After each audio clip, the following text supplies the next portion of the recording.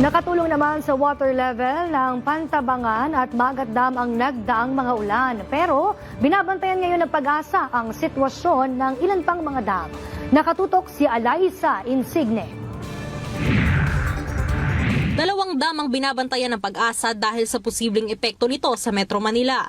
Ayon kay Pag-asa hydrologist Joffren Habaluyas, nakatutok sila sa posibleng pag-overflow ng Lamesa Dam at Upper Wawa Dam. Paliwanag ng Pag-asa, ang tubig na manggagaling sa Lamesa Dam ay dadaloy sa Tulyahan River.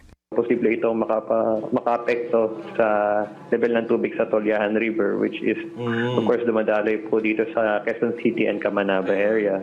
Habang ang overflow ng tubig sa Upper Wawa Dam ay isa rin sa dahilan ng pagtaas ng water level sa Marikina River. Also, yung sa Upper Wawa Dam, actually yung Upper Wawa Dam is nag-spill po siya. Overflow din po yung configuration po kasi as of now. So possible po ito maka-apekto sa water level ng Marikina River. Kaya rin po mataas ngayon yung level ng tubig sa Marikina River. Pero sa kabila nito, sinabi ng Pag-asa na nakatutulong din ang pagtaas ng tubig sa mga dam lalo na sa mga palayan. Kabilang dito ang Pantabangan Dam sa Nueva Ecija at Magat Dam sa Cagayan Valley.